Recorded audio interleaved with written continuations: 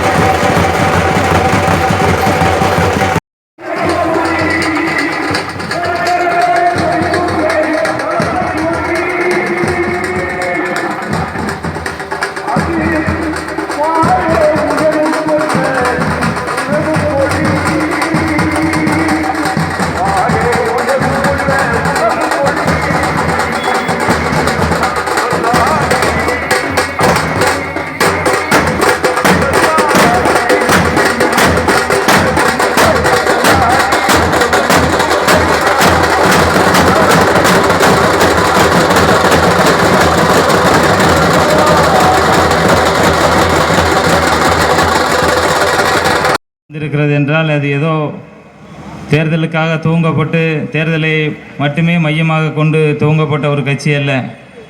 இந்த நாடு எவ்வளவு ஆங்கிலேயரிடம் அடிமைப்பட்டு கிடந்தது. அந்த அடிமை மட்டுமல்ல, இங்கே நிலச்சி வாழ்ந்தார்கள் ஜமீன்தார்கள், இவர்களுடைய கொடுமைகள், பண்ணை அடிமை முறை, இந்த அடிமை முறையெல்லாம் கண்டு கொந்தளித்து இந்த கட்சியை துவங்கியவர்கள் ஏதோ ஏழை பாலைகள் அல்ல, ஒரு மகத்தான பாரிஸ்டர் பட்டம் பெற்றவர்கள், வெளிநாடுகளில் சென்று படித்தவர்கள், செல்வ செழிப்பான குடும்பத்தில் பிறந்தவர்கள். அப்படிப்பட்டவர்கள்லாம் இந்த இயக்கத்தை துவங்கினார்கள். ஆனால் துவங்கியவர்கள் யாருக்காக துவங்கினார்கள் என்றால் ஏதோ அவர்கள் பதவி அடைய வேண்டும், பெருமை பெற வேண்டும் என்பதற்காக அல்ல. இந்த நாடு சுதந்திரம் பெற வேண்டும். சுதந்திரம் மட்டுமல்ல, இங்கே இருக்கிற அடக்குமுறை, ஒடுக்குமுறை, சாதிய ஏற்றத்தாழ்வு அனைத்தையும் அழித்தொழித்து ஒரு மகத்தான பொது உடைமை சமுதாயம் அமைப்பதற்கான நோக்கத்தில் உருவாக்கப்பட்டது. அப்படி உருவாக்கப்பட்ட அமைப்பு தான் அதே போல் தமிழ்நாட்டில் உருவாக்கப்பட்டு இங்கே இந்த தஞ்சை மாவட்டம், ஒன்றுபட்ட தஞ்சை மாவட்டத்தில் நடக்கிற அந்த பண்ணை அடிமை முறையும் தமிழ்நாட்டுக்கே நெற்களஞ்சியமாக திகழ்கிற தஞ்சை மாவட்டம், இங்கே வாழ்கிற மக்கள் அன்றாடம் உடுத்த உண்ண உணவில்லை, உடுத்த உடையில்லை, வாழ்வதற்கு ஒரு குறைந்தபட்ச ஒதுங்குவதற்கு கூட ஒரு இடமில்லை. இப்படிப்பட்ட ஒரு அவல நிலையை கண்டு கட்சி மாநில குழு முடிவு செய்து மாபெரும் தியாகி தோழர் சீனிவாசராவை தஞ்சை மாவட்டத்துக்கு அனுப்பி இந்த அவலங்களை போக்குவதற்கும், இந்த மக்களை அணிதிரட்டி இந்த கொடுமைகளை ஒழிப்பதற்கும், அவர்களை அரசியல்படுத்தி ஒரு மாபெரும் இயக்கமாக மாற்றுவதற்குமாக ஏற்படுத்தப்பட்ட அமைப்பு தான் இந்த இந்திய கம்யூனிஸ்ட் கட்சி. அப்படிப்பட்ட அமைப்பு ஏதோ சுய லாபங்களை எல்லாம் மட்டுமல்ல, ஏதோ சோழர்கள் சொல்வது அந்த சினிமாவில் வருவது போல சாகசத்தை செய்து இந்த மக்கள் மத்தியில் தன்னை ஒரு பெரிய மனிதராகவோ இல்லை தியாகியாகவோ இல்லை இவர் தான் இந்த ஊரிலே நல்லவர் என்று பேர் வாங்குவதற்காக அவர்கள் யாரும் அப்படி செய்யவில்லை.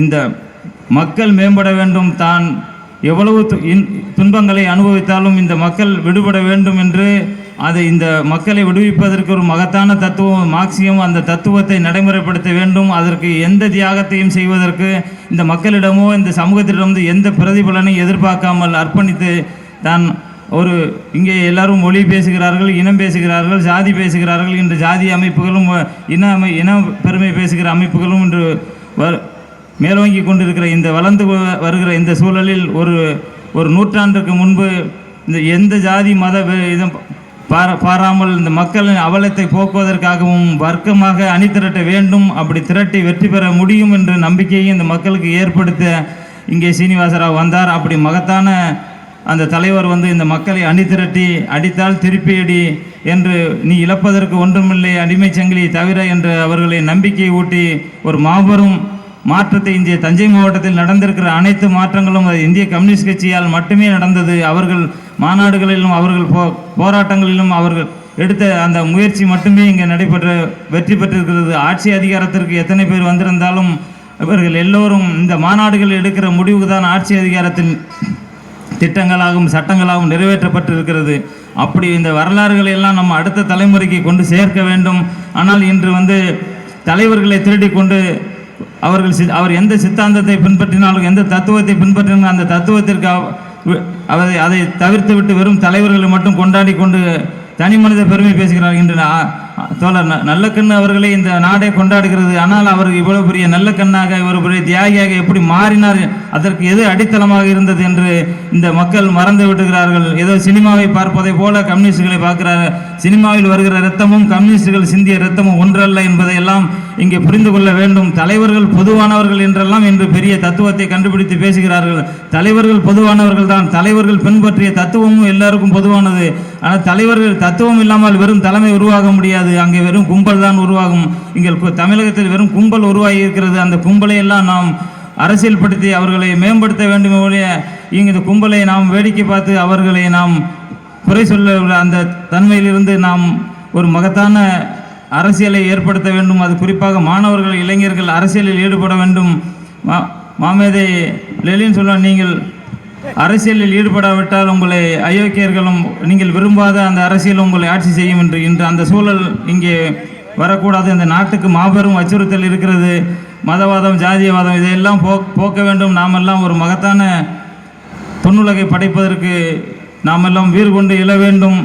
இங்கே வந்திருக்கிற எங்கள் தோழர்களை தவிர இங்கு பார்வையாளராக இருக்கிற அனைவரும் இந்த கம்யூனிஸ்டுகளுடைய வரலாறுகளை கேட்டு நீங்கள் தெரிந்து கொண்டு இந்த இயக்கத்தை இது யாருக்காகவும் தனிப்பட்ட ஒரு நபருக்காக இல்லை, இந்த மக்களுக்கான இயக்கம் என்பதை கூறி காலத்தின் அருமையை முடித்துக் கொள்கிறேன். உங்கள் அனைவருக்கும் எனது வணக்கத்தை கூறி நூற்றாண்டு விழா வாழ்த்துக்களையும் நல்லக்கண்ணு அவர்களுக்கு பிறந்தநாள் வாழ்த்துக்களையும் கூறி முடித்துக்கொள்ள நன்றி, வணக்கம்.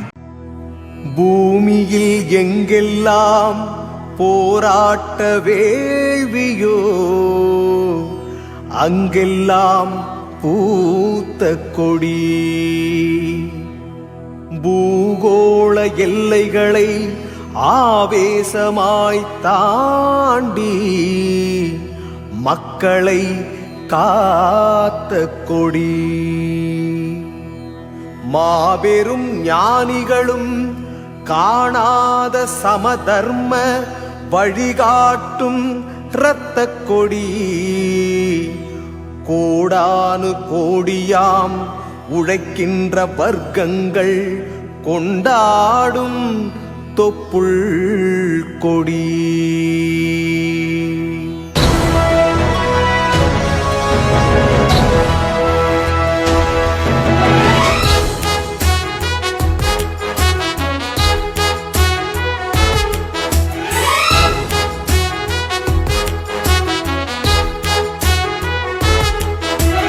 வானை உரசி கீதம் பாடும் எம் கொடிதான், புவி மீதில் சமத்துவ நீதி படைத்திடும் செங்கொடிதான்.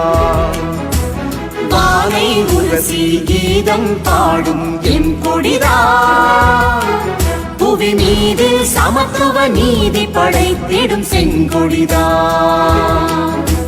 ரத்தம் சிந்தி சிவந்த லட்சிய செங்கொடிதான், பல போர்க்களம் கண்டு வெற்றி கொண்டது எம் கொடிதான்.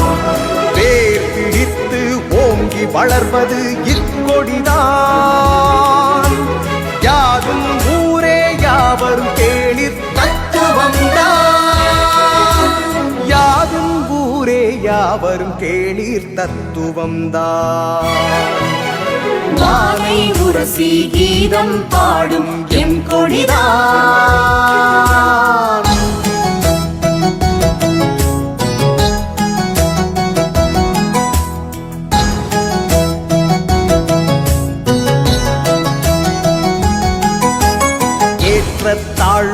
அகற்றி இருளின் கொடுமை விரட்டி ஏற்ற தாழ்வை அகற்றி இருளின் கொடுமை விரட்டி மண்ணும் விண்ணும் போற்றி புகழ மாமலை போல் உயர்ந்து நின்று வானை உரசி கீதம் பாடும் எம் கொடிதான் புவி மீதில் சமத்துவ நீதி படைத்திடும் செங்கொடிதான்.